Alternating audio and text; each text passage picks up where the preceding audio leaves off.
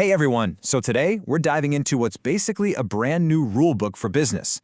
A rulebook that's being rewritten by climate change itself. We're going to look at how companies are now being forced to plan for a future that is, well, more uncertain than ever before. Let's jump right in.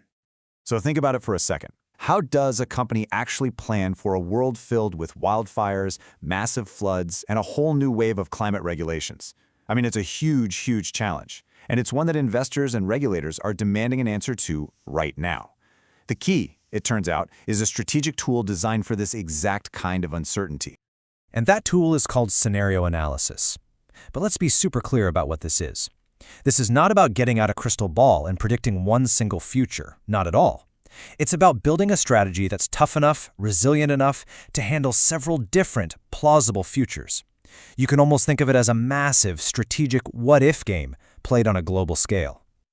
Okay, so our story here really begins with the group that drafted the very first version of this new rulebook, the TCFD. That's the Task Force on Climate-Related Financial Disclosures.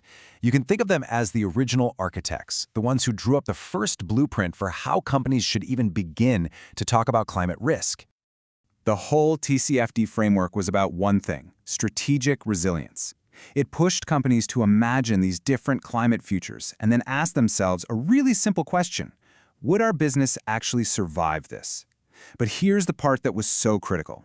One of those scenarios had to be a future where we actually get our act together on climate change, a world that stays below 2 degrees of warming. This forced companies to literally stress test their business models against a low-carbon transition, a real gut check. And this was the TCFD's real game changer.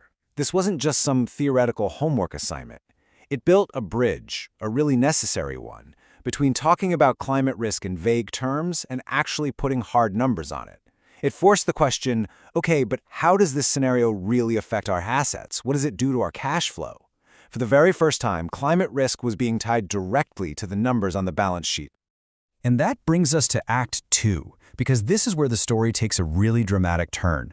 What started out as just a recommendation, well, it was about to become mandatory global law. And that's thanks to a new player on the scene, the ISSB, the International Sustainability Standards Board.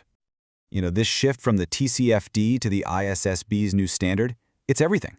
We literally go from recommended guidance to a mandatory global standard. The focus completely shifts from a high-level strategic chat to cold, hard, auditable financial accounting. So the question is no longer just, hey, is our strategy resilient? Now it's, show me the exact financial numbers. And that puts the responsibility squarely on the desk of the CFO. And here's what that actually looks like in practice.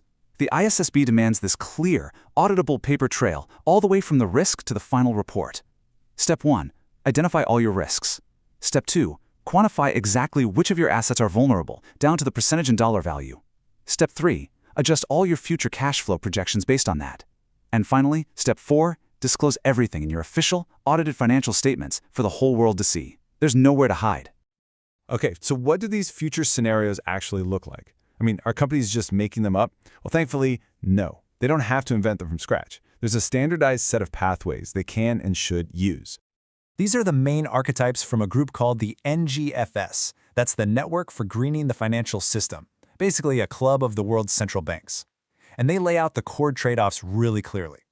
In an orderly world, we act early and the transition is gradual. It costs money for sure, but the physical risks from climate change stay low.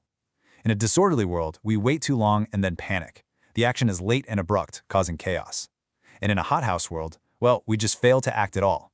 There are no transition costs because we didn't transition, but the physical risks, they are absolutely catastrophic. But you know what? The rulebook isn't finished yet, not by a long shot. Our third act introduces the next big evolution, and it's all about expanding the scope of this analysis from just the climate to the entire natural world. And that really gets you thinking, right? Is a stable climate the only environmental risk that truly matters to the global economy? What about things like biodiversity laws, or access to clean water, or just healthy ecosystems in general? And this is where the TNFD comes in, the Task Force on Nature-Related Financial Disclosures. And they did something really smart. They used the exact same 4-pillar framework as the TCFD, which makes it way easier for companies to adopt. But the scope? Oh, it's so much bigger. We are now talking about the financial risks of an entire ecosystem collapsing, or a supply chain breaking down simply because the insects that pollinate a key crop just disappear. The ultimate goal here is a single integrated report for both climate and nature. And I want to be clear, this is not some fringe idea anymore. This is mainstream business thinking. A recent survey showed that 63%, almost two-thirds, of organizations believe their nature-related risks are just as significant, if not more significant, than their climate risks. The market is already waking up to this. And just look at the timeline. It is following the exact same playbook as climate reporting. The voluntary TNFD framework was just released in 2023, and already hundreds of major organizations are on board. And guess who's right behind them? The ISSB, planning a mandatory standard by 2026. So yeah, this is happening, and it is happening fast. So let's wrap this all up. Let's take a look at what this new reality actually means for businesses everywhere. So here it is, the whole journey in a nutshell. We've gone from recommended to mandatory. The scope has ballooned from just climate to now include nature. And the financial integration went from being sort of implied to being explicitly required. The trend here is absolutely undeniable. More rigor, a much wider scope, and mandatory compliance. What this all really means is that thinking about climate and nature is no longer some side job for a separate sustainability department. It is now a core function of risk management and financial planning. The lines, the silos between these departments, they've just been erased. This is now absolutely fundamental to business strategy and, frankly, to survival.